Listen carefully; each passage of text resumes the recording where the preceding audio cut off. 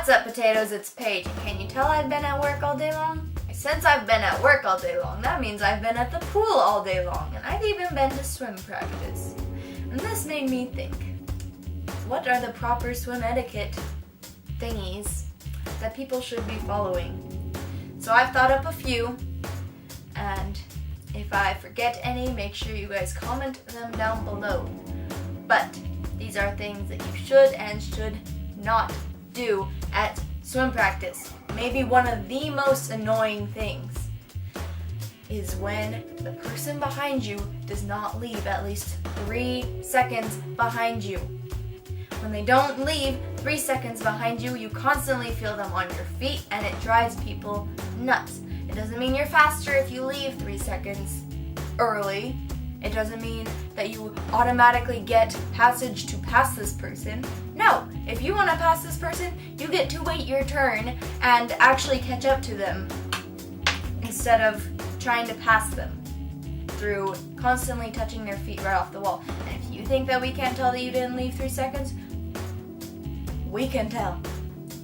So imagine that you've caught up to someone and you can tell that you should be ahead of them because you're going way faster than them.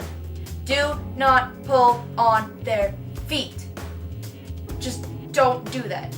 I understand if they don't let you pass, but it's okay to just talk on the wall once you finish the set. It's okay to not be going your hardest right away. Okay, if you pull and yank on their feet, unless they're being a big jerk, this isn't really ever appropriate, especially if you just barely touch their foot once. Why would you do that? It's not very nice, and it throws them off their entire time because you're swimming and suddenly you're yanked back 3 yards. Alternatively, don't not let people pass.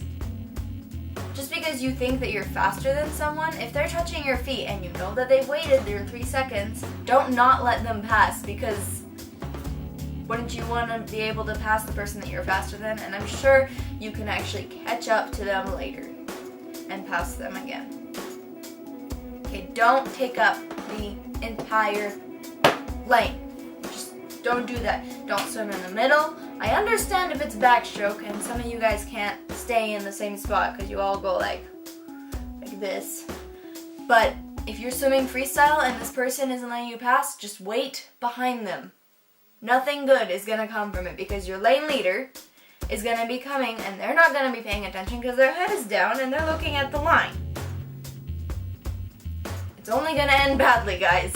You're going to get kicked in the face or smacked or something, and it doesn't work. And also, if you are a wallflower and you have some injury, I have bad shoulders, which means I can't do fly, and today I was really feeling them, and so I sat out like a 50. I got in the corner of the lane and took up the least amount of space possible. If I'm out for a long time, I'll hop out of the pool and just sit on deck and rub my shoulders out. But I have, especially at swim meet warm-ups, do not sit in the entire lane. There's a few swimmers that are nice enough to just do an open turn, but I myself even do flip turns on you, because if you're in the way, I'm not going to stop and you're gonna get kicked. Don't not do drills. There's a reason why we're doing drills, and if you're not doing them, then why are you here? I mean, swim practice is to help build your technique and get faster.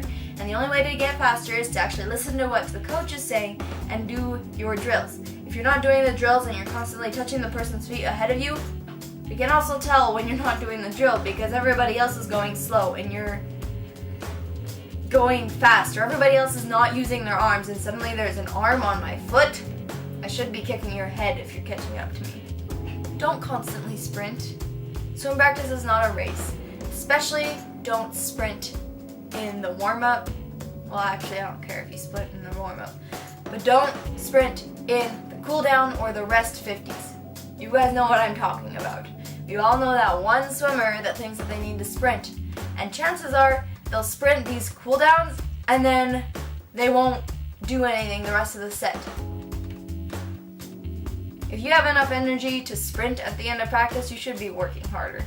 And lastly, we all know that one time when we had 19 100s and Coach asks us if we're done when we've only done 16. Do not be the person who says, actually, coach, we've only done 16. Don't. We're already dead. We're already tired. Nobody wants to actually do 19 100s. Who does? I mean, you're nuts if you do. And just don't be that person. Enjoy the next set, because I guarantee it'll be harder, as most sets are. That was a few of my little etiquette rules.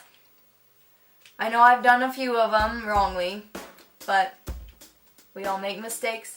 Try not to do them because it drives everybody else nuts.